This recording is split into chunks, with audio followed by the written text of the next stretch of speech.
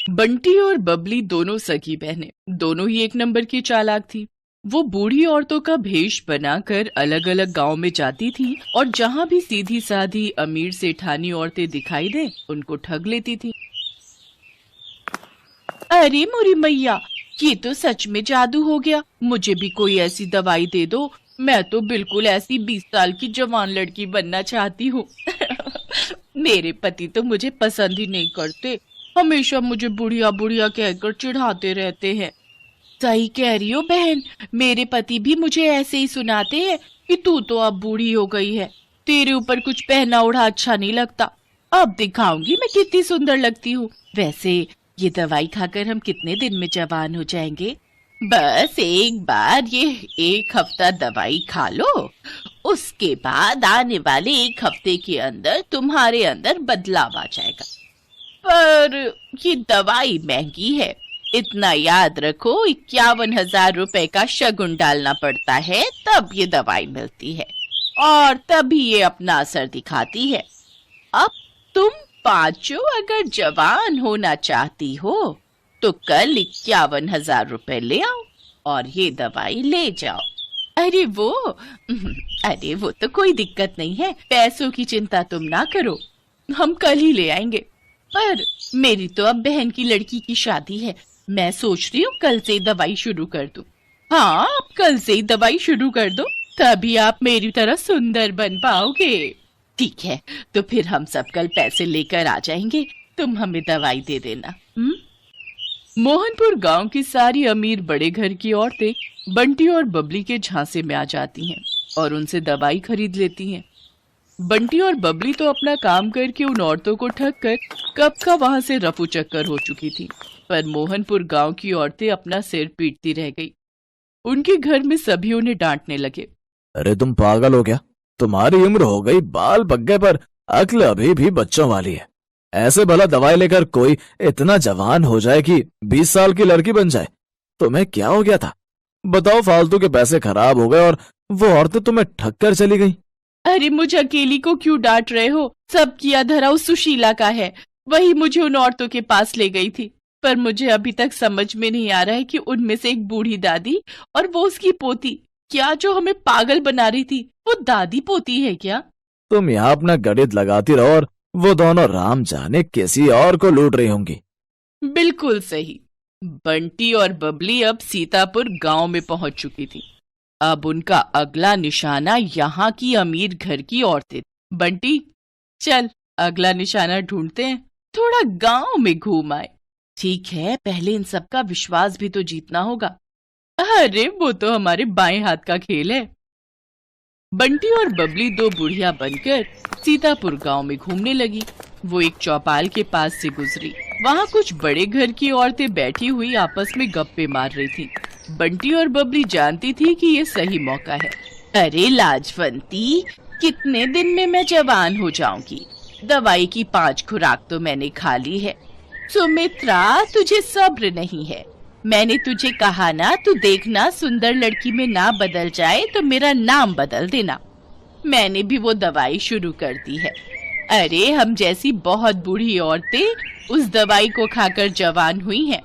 ये दोनों बुढ़िया औरतें गांव में नई दिखाई दे रही हैं, पर ये किस दवाई की बात कर रही हैं? जरा पूछ तो।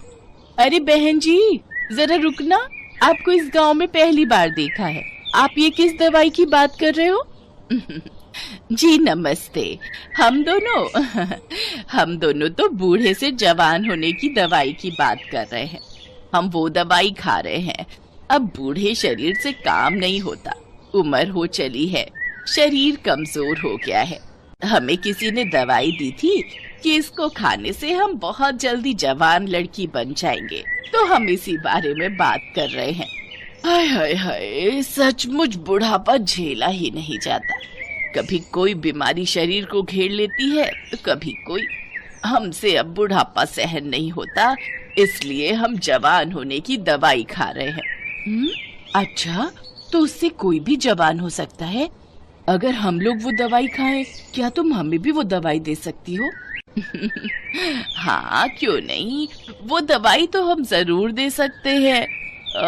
उसके लिए 51,000 रुपए देने होंगे, वो शकुन होता है। हाँ हाँ ठीक है, पर पहले आप हमें इस बात का सबूत दो कि वो दवाई सचमुच हमें जवान बना देगी। मेरी दवाई को 5 दिन हो चुके हैं, बस कल एक दवाई और लेनी है, फिर परसों मैं तुम्हें एक जवान लड़की के रूप में दिखाई दूंगी।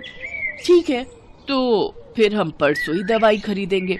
पहले तुम्हें देख तो ले, आजकल चोर उचक्के बेईमान ठग बहुत लूटने लगे हैं। अरे तो ठीक है, आप जब परसों सुमित्रा को लड़की के रूप में देखोगे तभी आपको विश्वास होगा।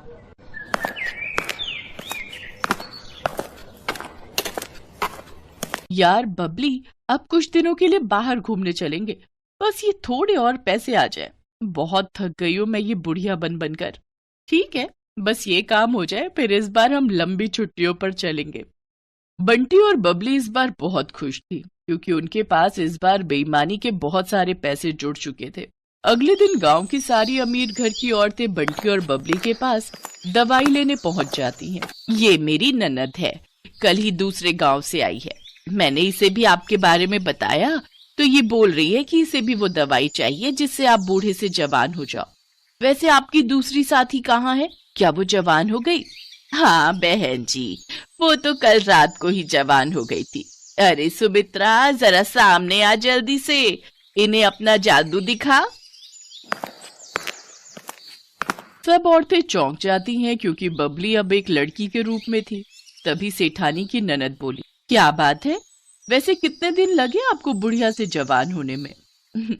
मुझे तो 1 हफ्ता लगा था। वैसे अब दवाई में नया तरीका अपनाया गया है, आप सबको सिर्फ 2 दिन ही लगेंगे। अब आप जल्दी से ये पैसे जमा कर दो तो हम आपको दवाई दे दे। 2 दिन का इंतजार क्या करना है, मैं आपको अभी लड़की बनकर दिखा देती हूँ। सेठानी की ननद कोई बूढ़ी औरत नहीं थी, बल्कि सेठानी की भतीजी ये सब नाटक कर रही थी, जो पिछली रात ही अपनी बुआ के घर रहने आई थी। जब सेठानी की भतीजी रीमा को ये बात पता चली तो उसे दाल में कुछ काला लगा, क्योंकि उसकी अपनी सहेली की माँ के साथ ऐसा हो चुका था और वो बदमाश औरतें कहीं नहीं मिल रही थीं। बुआ जी, ये कोई बूढ़ी औरतें नहीं, ये 2 चालाक लड़कियां हैं। ये ठग हैं, गांव-गांव जाकर सबको बेवकूफ बनाती हैं और पैसे ठगती हैं। असल में इनका नाम बंटी और बबली है। पहले ये 2 बुढ़िया के रूप में गांव में जाती थी, फिर इनमें से एक अपने रूप में वापस आ जाती है। बस यही सारी औरतें धोखा खा जाती हैं, ये अपना मेकअप उतार देती है। अच्छा ऐसी बात है, हम तो इनके जाल में फंसे ही जा रहे थे। अब तुम दोनों को यहाँ से कोई नहीं भागने देगा। रीमा बिटिया, जल्दी से चौधरी साहब को और बाकी गांव वालों को भी बुला लो, इन दोनों को पकड़ना बहुत जरूरी है। बबली, हमारी चालाकी हम पर भारी पड़ गई, अब तो हमें ये पुलिस के हवाले करके रहेंगे। तुम ठीक कह रही हो बहन, कोई बात नहीं, थोड़े दिन जेल की रोटी खा लेंगे। रीमा की समझदारी से बंटी और बबली, जो कि बहुत समय से लोगों को ठगने का काम कर रही थी, उन्हें पुलिस पकड़ लेती है और उन्हें जेल हो जाती है। दोनों को अपने किए की सजा मिल जाती है। बंटी और बबली दोनों को समझ आ गया था कि चोर कितना भी समझदार हो, कितना भी चालाक हो, पर एक न एक दिन उसे अपराध की सजा जरूर मिलती